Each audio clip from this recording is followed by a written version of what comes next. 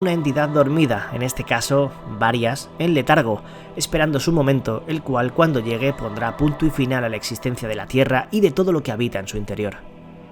Cabin in the Woods es una peli genial y brillante gracias a sus giros, sus sorpresas y sobre todo sus monstruos, pero guardaba para el final la ida de olla más tremenda y dantesca que cabría esperar: el renacer de los antiguos. Una especie de deidades gigantescas que a modo de colosos necesitan un ritual humano y un sacrificio de sangre para conseguir que se mantengan al menos un año más en stand-by para postergar su aparición. Algo que parece salido de la mente de Lovecraft, hijos de ese horror cósmico incomprensible, encerrados bajo tierra hasta que su liberación traiga consigo el mismo apocalipsis. Unos seres que vivieron mucho antes de la aparición de la vida tal y como la conocemos. Un homenaje a los mitos de Cthulhu en toda regla. Lo que parecía la típica historia de edificio lleno de fantasmas y situaciones paranormales esconde en su plot twist final la criatura que nadie esperaba, pero que es una flipada en cuanto a diseño y apariencia. La estrenada por Netflix Nadie saldrá vivo de aquí, basada en la novela de Adam Neville en la que una joven inmigrante mexicana llega a una ruinosa pensión de Cleveland, donde enseguida empieza a notar que algo no va bien. Más allá de lo extraño que resultan sus inquilinos, propietarios, huéspedes y demás, pronto empieza a sentirse observada y a presenciar sucesos sin explicación, visiones, alucinaciones y algo que parece querer comunicarse con ella. Pero lo que se esconde realmente ahí es una criatura de forma grotesca y sórdida, una aberración cruel y a la cual la ofrecen sacrificios y que habita en las profundidades del sitio. Ya la estáis viendo, muy brutal.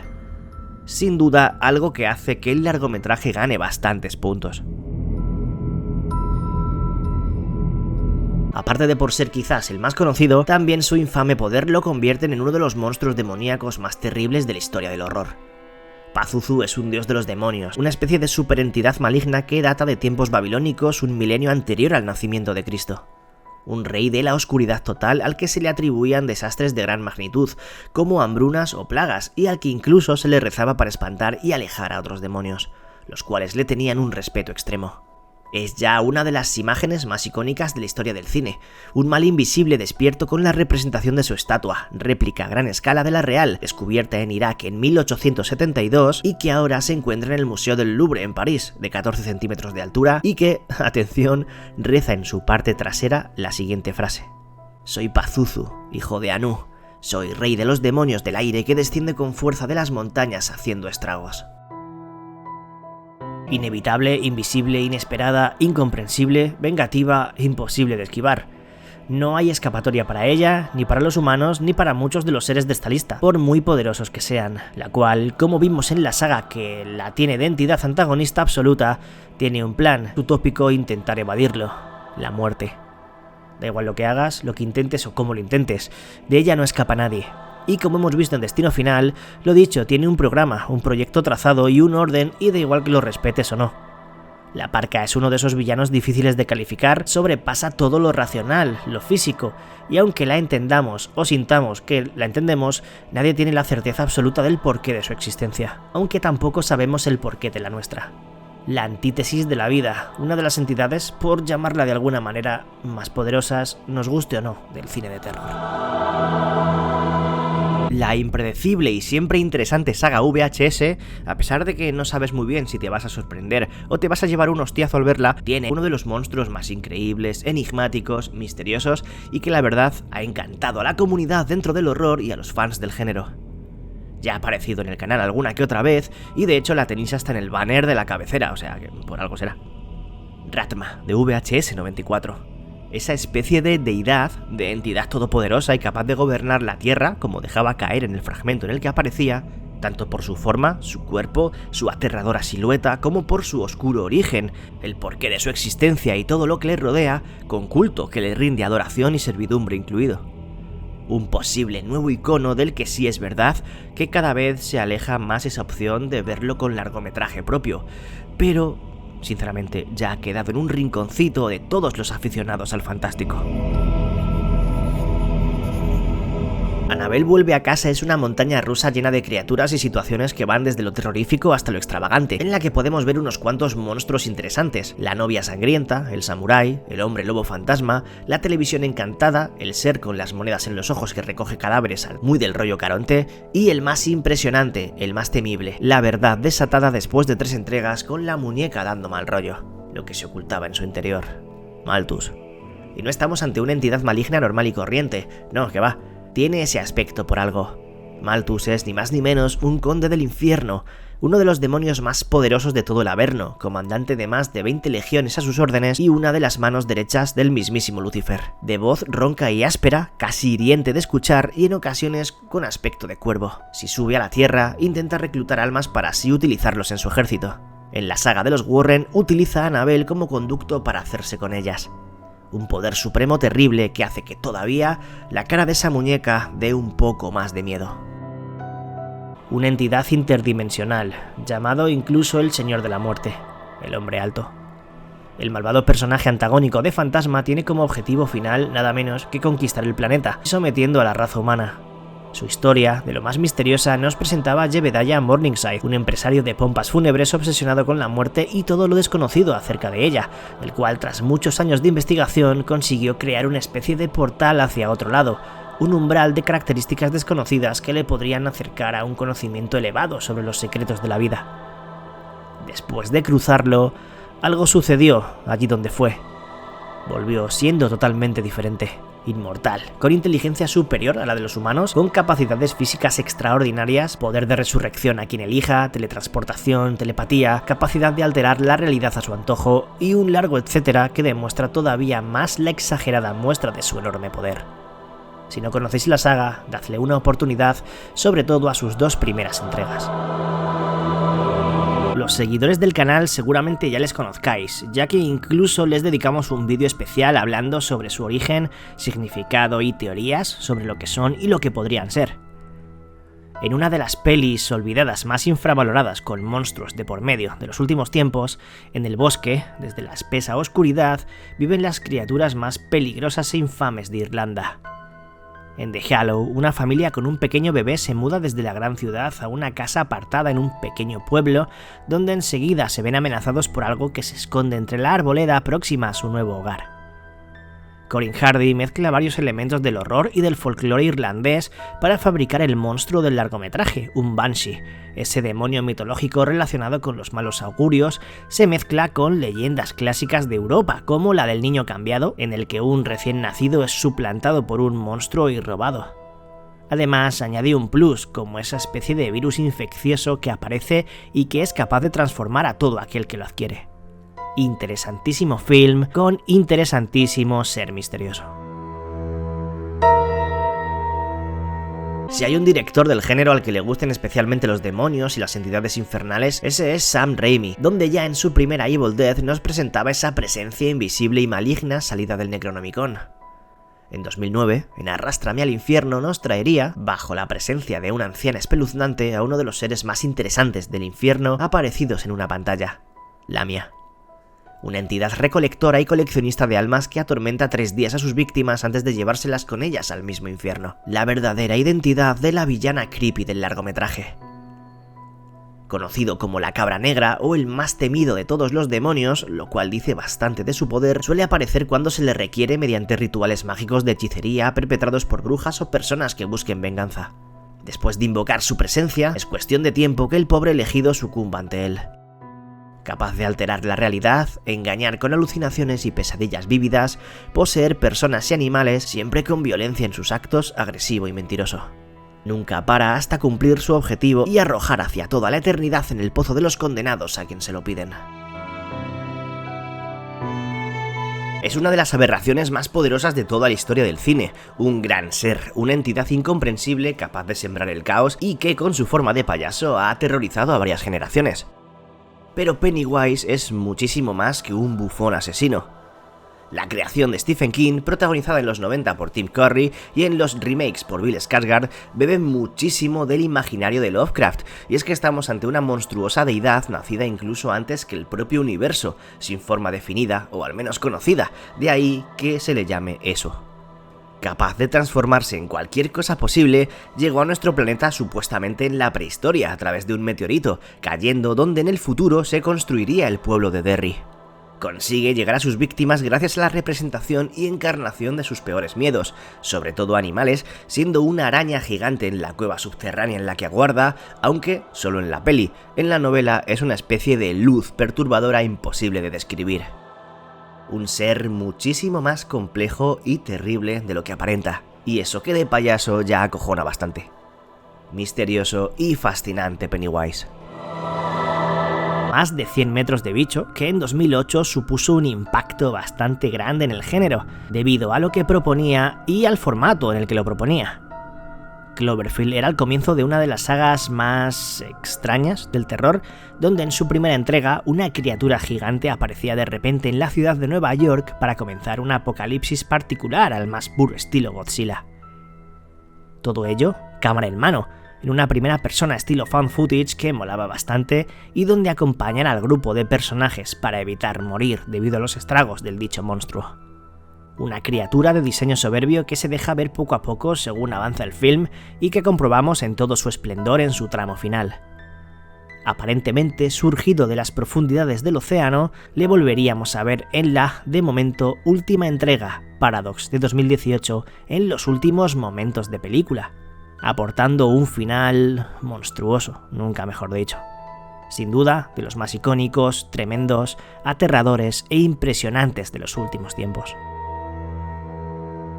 Una de las sagas más queridas de la historia lo es exactamente por tener un grupo de villanos únicos, irrepetibles, de origen tan macabro como su aspecto, un mágico misticismo a su alrededor y un objeto relacionado a ellos que es historia del fantástico. Sí, los cenobitas de Hellraiser son de los seres más poderosos y terroríficos del horror, capaces de engañar y de trasladar una agonía infinita a través de la inmortalidad más dolorosa e insufrible. Las creaciones de Clive Barker, lideradas por el mítico Pinhead, una orden de demonios interdimensionales que alguna vez fueron humanos y sucumbieron al poder del deseo y el placer, siendo torturados y anclados a una entidad compleja y cruel. De apariencia macabra, reflejando un placer en su sufrimiento visual, son poderosos y perturbadores, pero a su vez están sujetos a la configuración del lamento, por la cual son convocados. Pero hay un ser aún más poderoso que ellos, algo que los controla, que rige sus normas y movimientos, creando un equilibrio inmortal. Algo que merece puesto propio y que veremos, así que quedaos en el vídeo. Lo del mundo postapocalíptico cargado de seres indescriptibles caminando por un desolado planeta Tierra no es algo que inventase este film, pero sí que introdujo una de las características más interesantes dentro de lo que puede ser ese contexto. En A Quiet Place 1 y 2 seguimos a una familia intentando sobrevivir en un devastado escenario en el que la aparición de unas criaturas han acabado con la vida tal y como la conocemos. Unos monstruos que se mueven mediante las vibraciones que produce cualquier tipo de sonido y al que acuden para arrasar con todo y acabar con lo que se crucen. Unas bestias de origen extraterrestre tan impredecibles como rápidas, contra las que es prácticamente imposible quedar en pie si van detrás de ti. De diseño espeluznante, el director de ambos films, John Krasinski, afirmó en una entrevista que estos seres provienen de un lejano planeta que explotó en el que la oscuridad era total. ¿Os gustan los ángeles de la muerte? Va a comenzar el baile de verdaderos reyes del inframundo. El que tenéis delante, de hecho, es un verdadero príncipe del mal. El anticristo, el hijo del diablo, la reencarnación de las tinieblas con forma de ser humano inofensivo, sobre todo en el clásico de 1976, La Profecía. Damien y su intento por dominar y corromper el mundo y la humanidad comenzaría a mostrar su malévolo origen en el clásico de Richard Donner, con el genial Gregory Peck intentando descubrir la verdad sobre su hijo y detenerlo, aunque fuese demasiado tarde. En su secuela veríamos lo que ocurriría después al irse a vivir con sus tíos, donde seguiría con su plan y con más conciencia que en la primera. Por último, en su tercera parte, con Sam Neill en su piel, veríamos un adulto y treintañero hijo de Satanás cada vez más cerca de su objetivo y todavía una mayor crueldad. Después llegaría la cuarta, un telefilm reboot, que mejor ni hablar de él, y en 2006 un remake bastante decente, aunque falta de encanto. Por último, una serie de 2016 bastante floja que ni siquiera acabé de ver. Aunque para mí, Damien siempre será ese pequeño insensible que mira fijamente la ventana y a ese cuerpo colgando. Si hay un mal invisible, de difícil comprensión, capaz de penetrar en el cerebro y provocar un horror tan profundo que el ser humano ni tan siquiera puede llegar a entender, es lo que habita a modo de pesadilla transparente y destructora en la Event Horizon. Una de las mejores películas de terror espacial y de ciencia ficción de todos los tiempos, nos llevaba junto a una tripulación a un lugar en la inmensidad del cosmos mucho más peligroso y perturbador de lo que podemos esperar encontrarnos por allí. Un lugar que funciona por sí solo a modo de entidad capaz de llevar el mismísimo infierno, la representación del dolor, del mal, de la misma oscuridad al cerebro de los personajes, los cuales se enfrentan a algo que difícilmente pueden detener, porque difícilmente comprenden. De las sensaciones más angustiosas y peligrosas que el cine de terror ha producido de forma tan sutil, tan transparente, el mal como nunca lo habíamos concebido.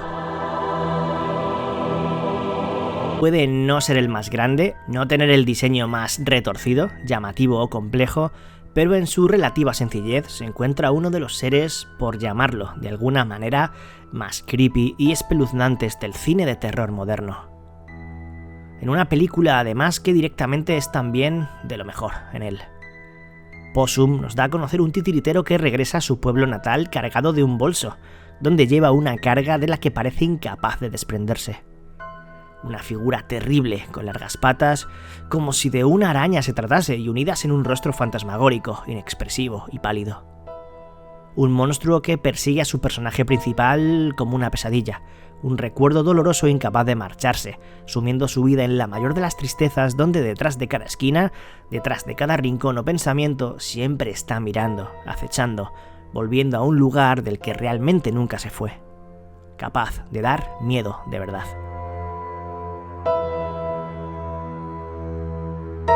Creo que a muchos de los que estamos por aquí la primera vez que lo vimos, por 2010, nos dio bastante cosilla. El principal villano, o al menos el más terrorífico a nivel de diseño, de Insidious, el demonio rojo. La creación de James Wan nos presentaba a un personaje cual principal objetivo era drenar la energía vital de Dalton, el niño protagonista, el cual iba a acabar atrapado tras un viaje astral en una dimensión llena de cosas que dan mucho miedo. Iba a contaros cómo es, pero mejor os leo la descripción de la propia Lorraine Lambert, la madre de Patrick Wilson en el film, al ver el demonio por primera vez. Una cara roja como la sangre, negro, brazos negros, piernas negras, cuerpo negro, los ojos negros como el carbón, como dos agujeros negros. Tiene pezuñas en lugar de pies y unas uñas largas y oscuras. Estaba quieto de pie en la esquina. Le pregunté, ¿quién eres? Dijo que era un visitante. Le pregunté qué quería y me contestó, a Dalton. Todavía oigo esa voz. Es una de las entidades menos conocidas, más enigmáticas, pero con una historia detrás simplemente espectacular y capaz de despertar la imaginación. El antagonista de la especial peli de Carpenter, El Príncipe de las Tinieblas. Los más seguidores del canal ya sabréis quién es el Antidios, un misterioso personaje que ni más ni menos es el padre del mismísimo Lucifer, ahí es nada. Una deidad inmortal que existió eones atrás en la Tierra, cuando todo era caos y la vida apenas existía, encerrando, como nos cuenta la película, a su hijo en un cilindro metálico para que en un futuro pueda ser despertado, desatando así el fin de todo lo conocido. Justo después, Dios le desterró de este plano y le condenó a una eternidad a un rincón del universo rodeado de antimateria. Poco más se sabe de él, aparte de su intento de regresar en Prince of Darkness, casi lográndolo a través de un espejo, una de las escenas más míticas del film. Como molaría un remake o algo que trajese de vuelta esta historia tan tremenda. Lo que parecía una nube de comportamiento poco habitual iba a ser algo totalmente fuera de lo que cabría esperar. Es la criatura gigante que corresponde a algo de difícil explicación, a algo con diferentes interpretaciones o teorías detrás, pero que tornó de cuajo la idea de OVNI que sobrevolaba el film, nunca mejor dicho. En Nope, dos hermanos iban a cuidar del rancho de su fallecido padre, hasta que algo inusual aparece en el cielo. Intentando documentarlo para hacerse famosos, resulta que eso que se mueve encima de sus cabezas esconde mucho más y no es un simple objeto volante. En el último cuarto de peli podemos comprobar lo que es. Posiblemente sí, de origen extraterrestre, pero nada que se parezca a un platillo, encontramos un monstruo de proporciones dantescas devorador de carne. Tal cual. Algo que se asemeja a una medusa y que recibe el nombre de Jean Jacket, haciendo referencia a un caballo indomable de la familia protagonista. A pesar de que se desconocen muchos aspectos de lo que es exactamente, sin lugar a dudas estamos ante uno de los seres más especiales del fantástico de los últimos tiempos. ¿Qué creéis que es esa fuerza extraterrestre exactamente? Es un villano muy olvidado en el horror, y es una pena porque tanto por presencia como por poder es de lo más impresionante que se ha visto jamás. El Djinn, el Wishmaster, el genio más cruel del género, capaz de conceder 3 deseos a aquel que lo despierte. Atrapado en un vacío dimensional entre mundos en el comienzo de los tiempos, este sería el elegido de liderar a todas las entidades similares dormidas como lo estaba él para desatar el mismísimo fin del mundo. Así, una vez aparece y concede esas 3 cosas que le pidan, abrirá las puertas del infierno, liberando a todas las criaturas aberrantes de los rincones más oscuros de la existencia. Además, los deseos que concede no son para nada como imagina el que se los dicta. Casi a modo de castigo, de metáfora cruel y de tortura, va dejando granos de su maldad en el humano y en las consecuencias de todo ello. Infravalorado, pero de los más poderosos del cine de terror. El mismo apocalipsis está en sus manos. Quizá de primeras no le relacionemos con un poderoso demonio, pero el villano de una de las mejores pelis con payasos turbios, debajo de ese disfraz que posee al bueno del protagonista, se esconde un ser lleno de oscuridad procedente de un lugar terrible. Frowny, el antagonista de Clown de 2014, es un diabólico ser, y realmente el uniforme que se termina poniendo el padre y víctima de este en el cumple de su hijo está hecho de piel, pelo y restos del cuerpo de una antigua entidad maligna del norte de Europa, el cual se alimentó de 5 pequeños, dando comienzo a una maldición latente y cíclica cada vez que alguien se viste con esa ropa, proporcionando un hambre atroz e incontenible hacia los más jóvenes, haciéndose más y más fuerte, intentando regresar y materializarse a través del cuerpo de su huésped. Una criatura de origen bastante misterioso que pudo existir desde la Edad Media y, como vemos en la peli, regresó en varios momentos a lo largo de la historia. Mostrando algo similar a su forma real en los últimos minutos del film, su inmortalidad y lo que provoca una vez despierta lo convierten en un demonio a tener en cuenta. Aunque se podría catalogar como demonio, casi más que como una entidad compleja, lo que está claro es que su poder y lo que es capaz de hacer, siendo prácticamente una presencia inmortal imposible de derrotar, la hacen entrar de cabeza. Valak, el aterrador ser que conocimos por primera vez en The Conjuring 2, se ha instalado prácticamente ya en la cultura popular gracias a su diseño y sobre todo al mal rollo que da. Pero, ¿quién es Valak? ¿Qué es esa monja espectral? Estamos ante un demonio, sí, pero no uno cualquiera, sino el llamado Gran Presidente del Infierno, con más de 30 súbditos bajo su control, algo que vemos en el film cuando aparece en forma de Crooked Man o del Anciano del Sillón. Y aunque hay que reconocer que el diseño definitivo de Wong de Valak es creepy y da mal rollo, la criatura original, el prototipo que se descartó como forma final del villano, es bestial y más cercano a cómo imaginaríamos una entidad así. En definitiva, uno de los demonios más poderosos del cine. La creación más famosa de Howard Phillips Lovecraft, una sin adaptación a la altura, todo hay que decirlo, la cual obviamente sería compleja de llevar a cabo por lo difícil que resulta decir y explicar lo que es, lo que significa, con ese poder inconmensurable y capaz de destruir a la humanidad en tan solo un segundo. Hablamos, por supuesto, de Cthulhu, la criatura marina que es mucho más que eso. Una deidad dormida bajo la superficie, un primigenio de las entidades cósmicas con cuerpo de dragón y cabeza de pulpo. Un dios extraterrestre en toda regla, con capacidades incomprensibles para las personas, el cual algún día despertará y acabará con todo, extendiendo su poder sobre el planeta. Le hemos podido ver a lo largo del tiempo en numerosas pelis, aunque lejos de lo que querríamos, por ejemplo en Dagon, La secta del mar, Off-Season, La herencia Valdemar, Lovecraft Country, aunque sea una serie, The Call of Cthulhu. Aún sin haber sido llevado a la gran pantalla como se merece, su presencia significa que el final está cerca.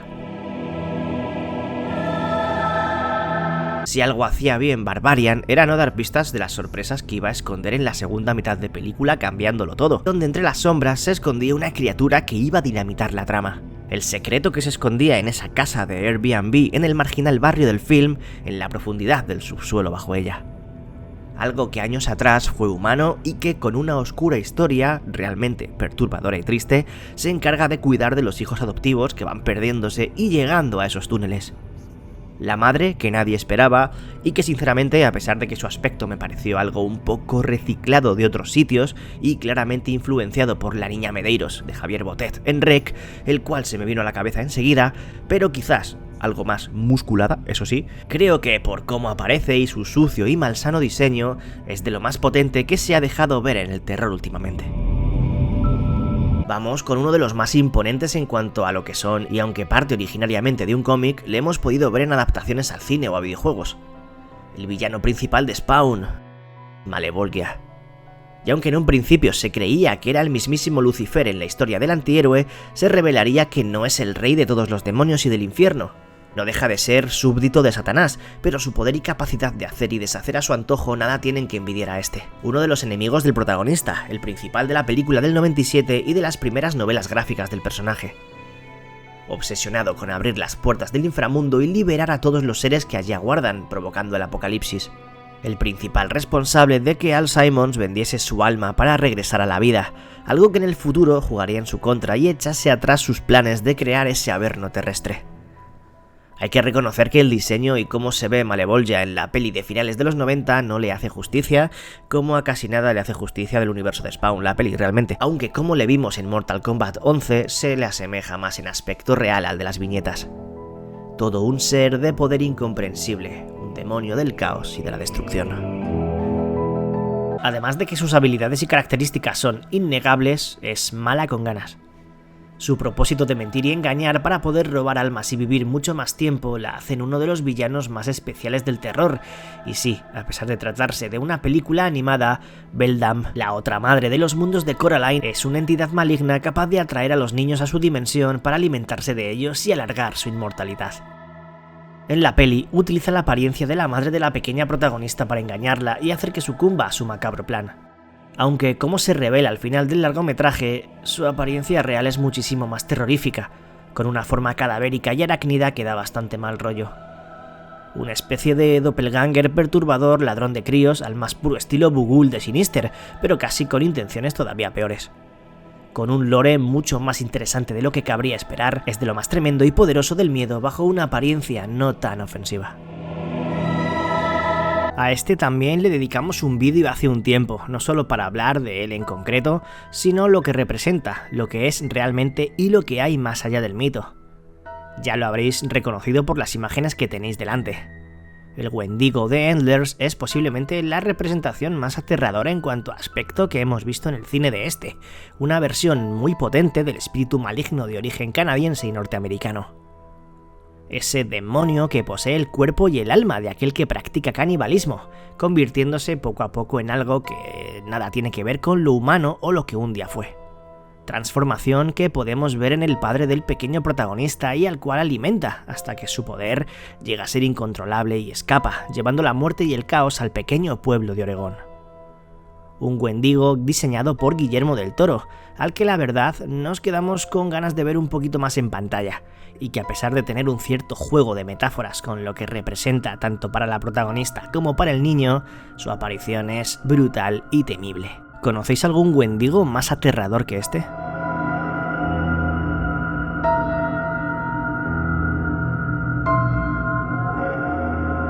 Sí, estaréis de acuerdo conmigo, espero, con que Hereditary tiene varios momentos impactantes y difíciles de olvidar. Y uno de ellos es su final, cuando conocemos lo que hay detrás de todo y esa adoración a algo que no sabemos qué es, pero al cual le han puesto la cabeza de Charlie. Vemos una figura con una inscripción tallada, un culto a una deidad que tiene mucho más detrás de lo imaginable. Paimon. Adorador de Lucifer, dueño de 200 legiones de demonios. Conoce los secretos de la lluvia, el agua o el viento.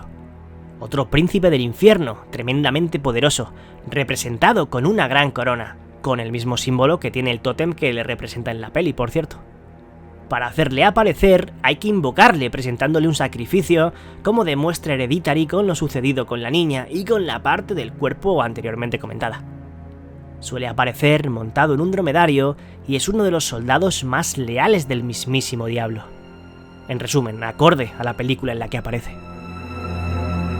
Siempre que me piden una recomendación rápida de peli de monstruos macabros llena de efectos prácticos y gore, es la primera que se me viene siempre a la cabeza. The Void. Si en el puesto anterior hablábamos de horror cósmico, aquí una de las mejores en llevarlo a la pantalla. Una secta, un hospital y una serie de sucesos a cada cual más loco, donde todo termina en la fiesta visceral y macabra más brillante que podemos encontrar.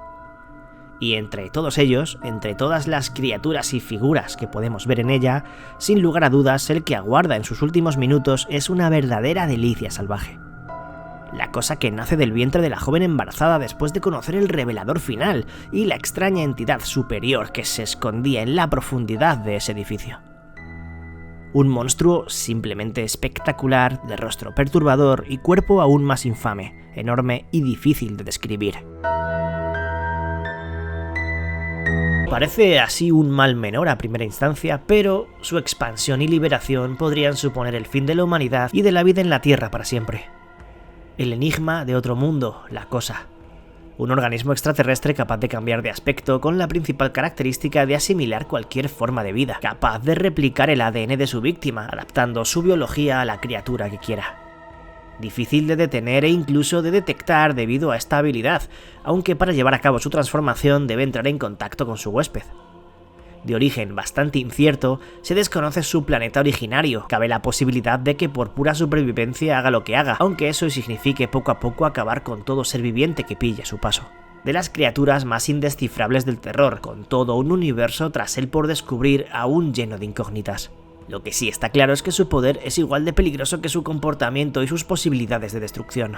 La creación de John Carpenter, posiblemente inspirada en el relato de Lovecraft Who Was There, de Las Montañas de la Locura, donde un equipo de investigación en el Antártico descubre un monstruo congelado que les ataca. No podía no aparecer en este listado. De los más misteriosos, indescifrables, poderosos y terroríficos, en además una de las películas de esta temática más potentes de los últimos años. En The Possession, la peli de 2012, vamos a conocer a un demonio diferente, uno concretamente de origen judío. Un Dybbuk, un espíritu posesivo que fue encerrado en una caja mágica para que no se pudiera escapar debido a su enorme poder y su maldad. Abisu es un demonio relacionado con los niños, tanto pequeños como incluso los no natos, se le atribuyen de hecho por ejemplo los abortos involuntarios. Es más, su nombre en hebreo quiere decir algo así como el que se lleva a los niños, literalmente. La familia de la película, tras comprar la caja donde este permanecía preso en un mercadillo de barrio, poco a poco se apodera y comienza a establecer un vínculo con una de las hijas protagonistas. El mal está a punto de despertar. Vengativo, envidioso y motivado por la rabia de haber sido estéril alguna vez antes de convertirse en el ser demoníaco que es. Sin duda, de los más brutales del cine de terror de los últimos tiempos. No estaba seguro de añadirle por aquí, ya que el bueno del villano icónico por excelencia del género se mueve entre lo sobrenatural, lo espectral, sin dejar de ser un ser antagónico de un slasher, pero exactamente por esa mezcla de conceptos creo que sí puede caber aquí. Freddy Krueger es uno de los seres más poderosos e impredecibles del terror, aun siendo derrotado en varias ocasiones, siempre encuentra la manera de volver más fuerte, capaz de aparecer en los sueños de sus víctimas, donde prácticamente es inmortal, jugando en casa, capaz de distorsionar la realidad a su antojo, produciendo alucinaciones, transformándose en cualquier tipo de cosa que se le ocurra, obligando a sus objetivos a permanecer despiertos para no caer en ese mundo en el que él es el rey, convirtiendo en vulnerable a todo aquel que se atreva a quedarse dormido. Sin duda, concepto terrorífico y que merece un lugar en este top. ¿Estáis de acuerdo? La maldición más conocida, la sonrisa que te mira antes de morir y te conduce a un agónico final, una cuenta atrás de la que no puedes huir y con la cual, si la tienes, pocas opciones tienes de acabar con vida. Smile, que a pesar de ser una clara mezcla de ideas y de movidas de otras pelis y de varios clichés del género, en su cómputo general aprueba. Sobre todo teniendo en cuenta los últimos minutos del largometraje, donde vemos la personificación de esa maldición, esa sonrisa transformada en varias en uno de los rostros más tremendos e inolvidables que hemos visto, convirtiendo lo que ya era un perturbador ser en otro aún más perturbador. Dejadme vuestra opinión del Sonrisas en la caja de comentarios. Ya hemos hablado de los cenobitas, el importante poder que poseen y cómo son capaces de arrastrar al inframundo a cualquier ser humano que caiga en ellos, pero hay una entidad incluso por encima de estos, la cual les maneja, les domina, hasta es la responsable de elegirlos y hacerlos sus prisioneros. El Leviatán es, podríamos decir, para definirlo dentro de su complejidad, el gobernador absoluto del mal y de las artes oscuras. Un ser que en su origen no era malvado, sino que basaba su existencia en intentar mantener el equilibrio a modo de ese laberinto oculto en la realidad paralela que hemos visto en las pelis. El paso del tiempo y el aumento del caos en la Tierra hicieron germinar en él un odio atroz, siendo una especie de ángel caído simbólico, rey del mal, alimentándose de las almas condenadas que no son dignas de convertirse en cenobitas y transformando a los que lo son. Una especie de inframundo laberíntico atroz y enrevesado en el que lidera, hace y deshace. Simplemente maravilloso, aterrador e infame. Horror puro. Dejamos para el final, sin lugar a dudas, el monstruo más bestial, la criatura más espectacular por tamaño y por cómo, con su aparición, llega el clímax de una de mis películas favoritas de los últimos años. El grupo de amigos que se pierden en el bosque y dan con el ser más infame del terror moderno. La criatura del ritual. Más allá de lo que parece una especie de wendigo de proporciones enormes y de aspecto extraño, se esconde toda una entidad de la mitología nórdica. Un Jotun, hijo bastardo de Loki, y al cual el grupo de antagonistas le dedican adoración, ofreciéndole sacrificios humanos. Un diseño soberbio con esa especie de rostro oculto, la cornamenta que le otorga esa especie de apariencia animal en la lejanía y sus movimientos impredecibles hacen de él una verdadera maravilla a nivel estético, además de obviamente resultar tremendamente agresivo e implacable. Pero, a su vez, enigmático y misterioso. ¿Qué pensáis del Jotun, del ritual?